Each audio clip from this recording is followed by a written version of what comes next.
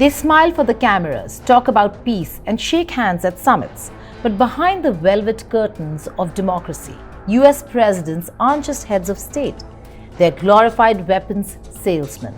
From Obama to Biden to Trump, and even before that, every commander-in-chief has pushed missiles, pushed weapons onto the world. Why? Because in Washington, the real power isn't the voter, it's the defense lobby. So is America still a democracy or just a showroom for war? Hello and welcome. You're watching Statecraft with me, Geeta Mohan.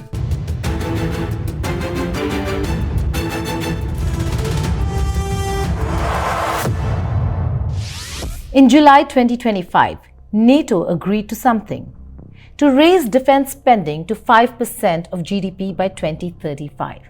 That's not just a policy move, it's a payday. Defense contractors like Lockheed Martin, Raytheon, and Boeing are already counting the profits. But this isn't about deterrence or defense alone. It's about who profits when war becomes a business. So who really wins when nations pledge to outspend each other on killing machines? You don't need tanks to take over a government, just lobbyists and campaign donations. The US weapons lobby is a billion-dollar beast, powerful, permanent, and profit-hungry. Giants like Lockheed Martin, Raytheon, Boeing, and Northrop Grumman are not just building missiles, they're writing the rules. Together, they pour over $100 million every year into just lobbying. Since 1990, nearly $350 million has gone to political campaigns. That money doesn't come without expectations. Lawmakers who get it, they vote to fund wars. They rubber stamp weapons exports, and they keep the military-industrial tap flowing. No questions asked. And you look who's profiteering on the Ukraine war, for example, and it's the same companies, BlackRock, State Street, and Vanguard, which own McDonnell Douglas, Northrop Grumman, Raytheon, Boeing, Lockheed. And why do we need to expand NATO into every one of these nations? Because when we expand NATO into 15 nations, that nation has to conform its weapons purchases to NATO specifications. It immediately means billions of dollars for those 5 companies. And those companies are the biggest donors to both the Democratic and Republican parties. So I think the game is rigged, and Americans were seduced constantly by these comic book depictions that this man is a supervillain and we got to go to war against him. And they control propaganda in our country, and they control the press. And just look at what do we do with $8 trillion? $8 trillion that we spent on Iraq and all the aftermath wars in Syria, Libya, Yemen, and that came after Iraq. What happened to all that money? Here's what we got for $8 trillion. Iraq is now worse off than we found it. It is incoherent as a nation. It's just a war between Shia and Sunni Muslims.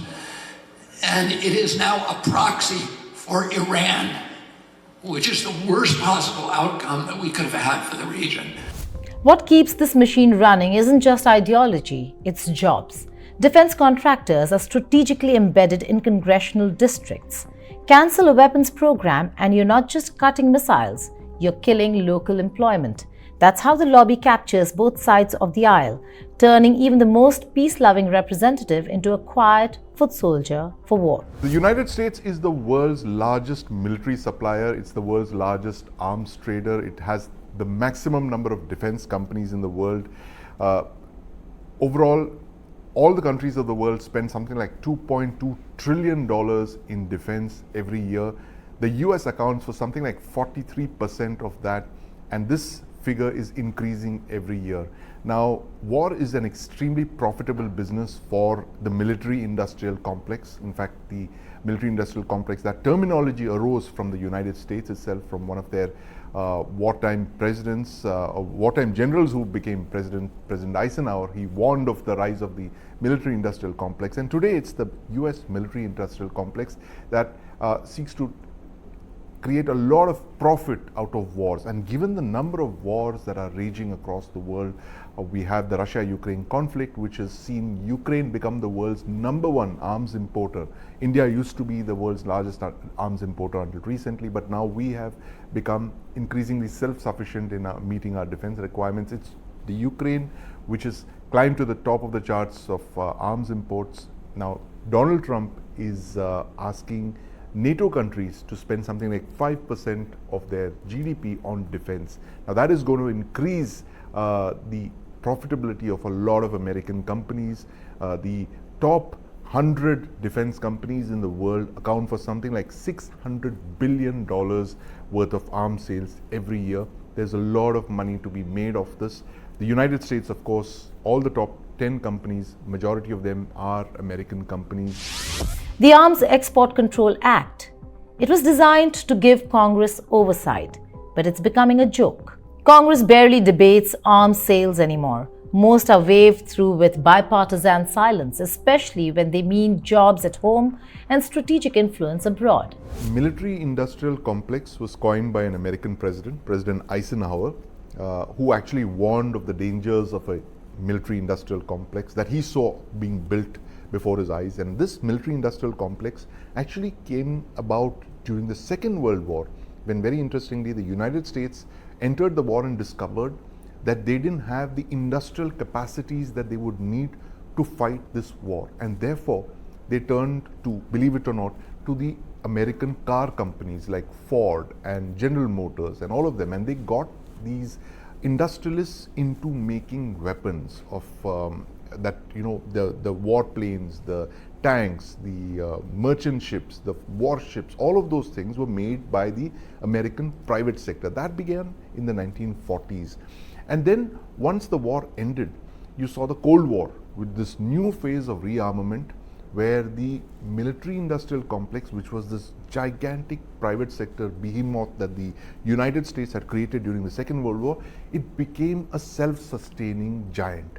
And this continued to the end of the Cold War, and now it became something like, a lot of scholars have argued that the military-industrial complex of the United States is so massive that it needs a war every few years to keep its profits coming in. It needs to replace inventories, it needs to replace warships, tanks, and most importantly, ammunition and cruise missiles. So every time the United States goes into a war, it expends its ordnance, it fires off its missiles, bombs, uses fighter aircraft. There is a need to replenish that, and these are the profits. These are the orders that come in and the profits that oil this military-industrial complex. It's the largest of its kind anywhere in the world. So it is a very undeniable fact that it is wars like this, global wars, especially like the ones that we've seen in Russia, Ukraine, that actually keep the military-industrial complex going. There is, of course, these ongoing wars, and there is what we see, apart from just the rearmament of Europe, we see the United States rearming itself to take on two near-peer adversaries of the kind that it's never faced before. It's never faced the combined might of China and the Russian Federation. It's driven these two countries closer together in the last couple of years, and now the United States is actually possibly having to focus on both of these countries to fight, to be ready to fight a war with these two giants, and accordingly it needs to recalibrate itself. It needs to order new weapons of a kind that it's not done since possibly the end of the Cold War. So here it is, the United States military-industrial complex, bang in the center of this massive global rearmament, this thing of defense industry, once again coming front and center to American policy of a kind that we have not seen since the Cold War. Defense lobbies don't need to knock on doors. They're already inside. Former Pentagon officials become corporate executives. Senators become board members. Generals become consultants. This revolving door ensures that no matter who wins an election, the real winners are always the same: the contractors. Enter NATO's 5% pledge, a gift-wrapped fortune for US arms makers. By 2035, member states must pump 5% of GDP into defense. But buried in the fine print is the kicker.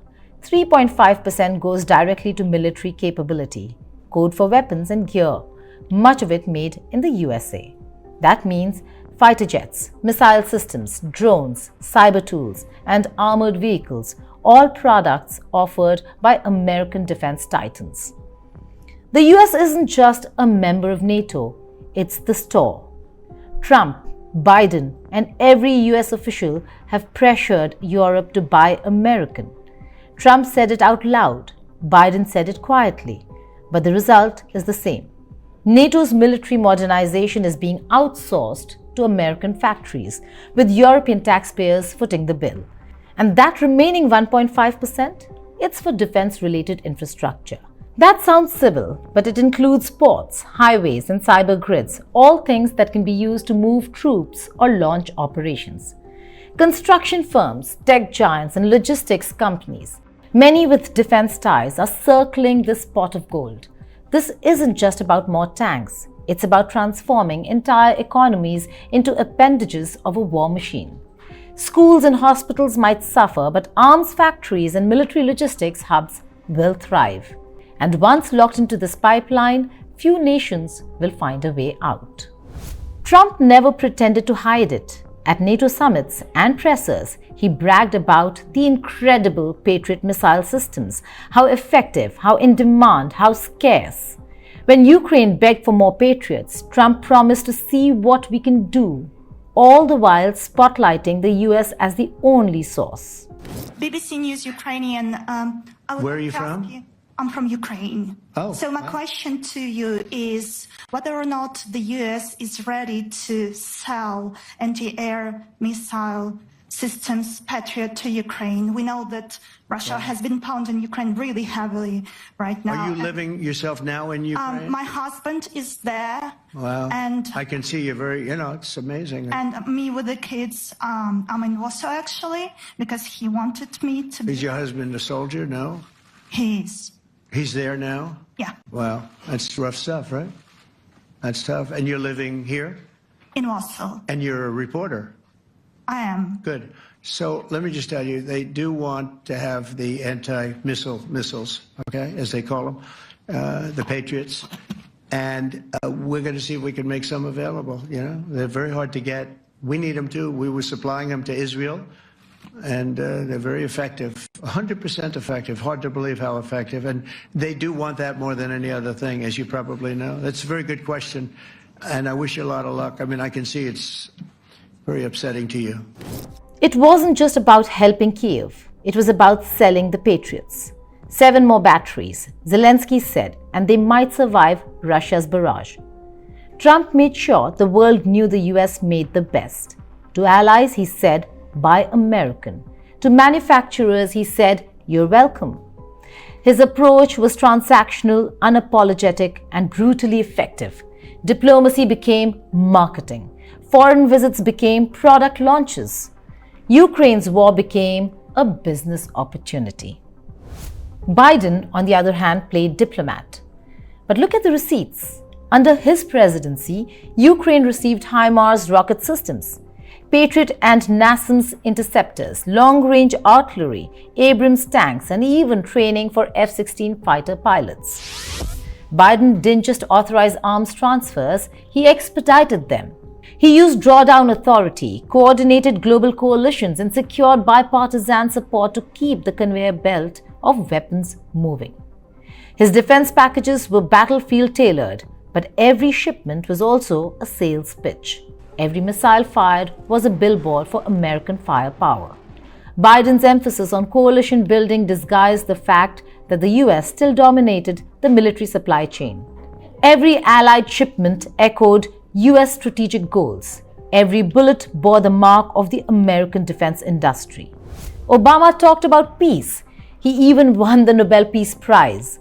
But under his administration, the US sold more arms than ever before. Over $169 billion through the Foreign Military Sales Program.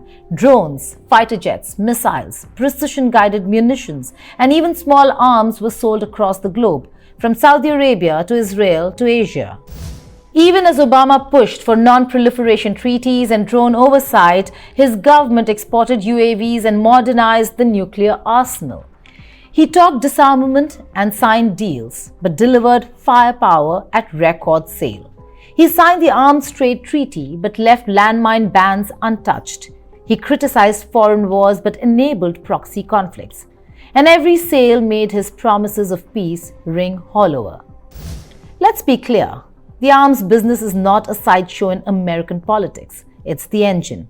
Half of America's discretionary federal budget goes to the military. That's hundreds of billions of dollars every year, much of it flowing into the coffers of companies that donate to both parties and hire retired generals and ex-politicians onto their boards. When Biden approves a tank transfer, when Trump flaunts the Patriot, or when Obama signs off on drone sales, they aren't acting in a vacuum. They're working within a system designed to equate weapons with prosperity, bombs with diplomacy, and war with jobs. And it's not just about sales abroad. Every dollar sent to Ukraine, every F-16 pledged, creates domestic political capital. Look at all the jobs we're supporting in Ohio, Alabama, or Texas. The factories hum, the lobbyists smile, and the war machines roll on. These weapons aren't just tools of conflict. They are icons of influence. Each Patriot battery in Poland, each HIMARS unit in Ukraine is a silent tribute to the US industrial military alliance. Every contract awarded is a political statement wrapped in steel and explosives. Even NATO's expansion isn't just about countering Russia. It's about expanding markets for US arms. New members mean new customers. 5% of GDP per country adds up, especially when the shopping list is made in America. But here's the fallout. Every dollar funneled to weapons is a dollar cut from somewhere else. Social services, healthcare, education, climate action. These all shrink in the shadow of the Pentagon. The opportunity cost is staggering. Critics warn that NATO's 5% pledge could gut public spending across Europe. For nations already struggling to meet 2%, this new benchmark may force austerity on civilians while armies grow richer and deadlier.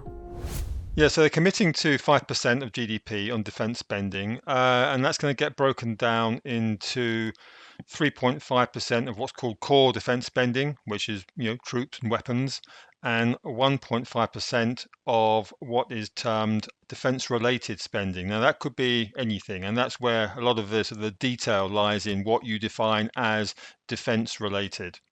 The other thing we know is that the deadlines for meeting these commitments in some cases quite vague. So we're talking about years going through 2030, 2035. So essentially it's something that they will be meeting over the next decade. Well, I think first of all, we have to take a bit of a reality check here. And the reality is that the vast majority of European countries simply can't afford this.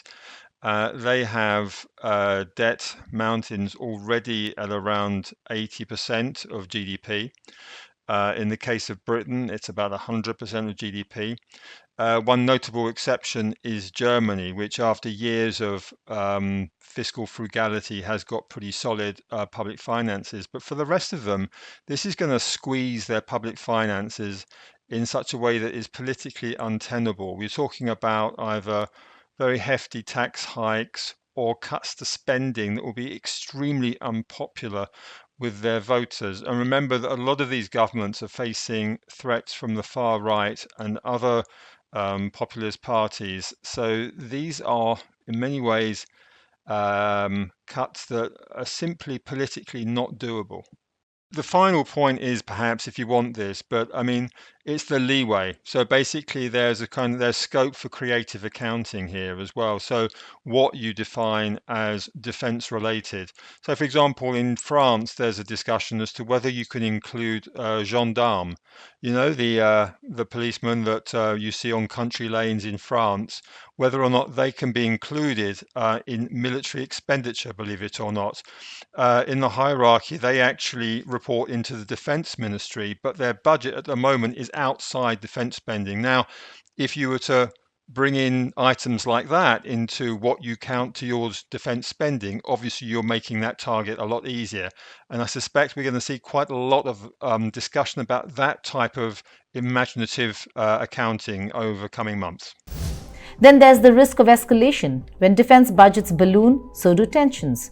Russia sees NATO's new doctrine not as defense, but provocation. Что касается влияния вот этого 5% потолка, вернее цели в 5%, влияние на состояние нашей безопасности, я не думаю, что оно будет хоть каким-то значимым. Мы знаем, какие цели мы преследуем, не скрываем их, открыто о них объявляем, они абсолютно законны с точки зрения любых интерпретаций принципов Устава ООН и международного права. И мы знаем, какими средствами мы эти цели всегда обеспечиваем. China watches, takes notes, and spends more. An arms race spirals, justified by the same fear it fuels. And let's not forget the environmental toll. Military infrastructure guzzles fuel, raises land, and spews carbon. The Pentagon is one of the world's largest polluters. Building more bases and moving troops makes things worse. Climate action takes a backseat to combat readiness. Even democratic accountability suffers. Voters don't decide military budgets, lobbies do. The gap between public will and policy outcomes widens until elections feel like charades staged for continuity, not change. Here's the hard truth. US foreign policy is increasingly shaped not by ethics or diplomacy, but by what can be sold. Presidents play both commander-in-chief and chief marketing officer. Peace is a soundbite. War is a revenue stream. When Trump says they want the Patriots, he's not just talking about Ukraine, he's talking to investors. When Biden quietly ships HIMARS and Abrams, he's not just arming an ally, he's sustaining a business model. And when Obama signed record arms deals while talking about treaties, he wasn't lying, he was multitasking. And Congress, it rarely says no. The few who push back are drowned in a sea of flags, lobbyists, and job creation rhetoric. Oversight has become optics. Accountability is a PR stunt. So when NATO pledges trillions, ask yourself, is this about security or sales? Are we defending values or product lines? Every time a war breaks out, someone dies, but someone else gets rich. In America, that's not a bug in the system. That is the system itself. The US isn't literally controlled by its weapons lobby, but it may as well be. Defense contractors don't just fund campaigns, they fund careers. They don't just influence policy, they shape it. Presidents may not carry briefcases full of missiles, but they carry the agenda of those who do. From NATO to Ukraine, from Capitol Hill to campaign trails, America's war economy is booming. Its leaders, draped in stars and stripes, are selling more than democracy. They're selling deterrence, firepower, and fear. And business has never been better, because in modern America, the best-selling product isn't freedom, it's weapons. Thank you for watching Statecraft.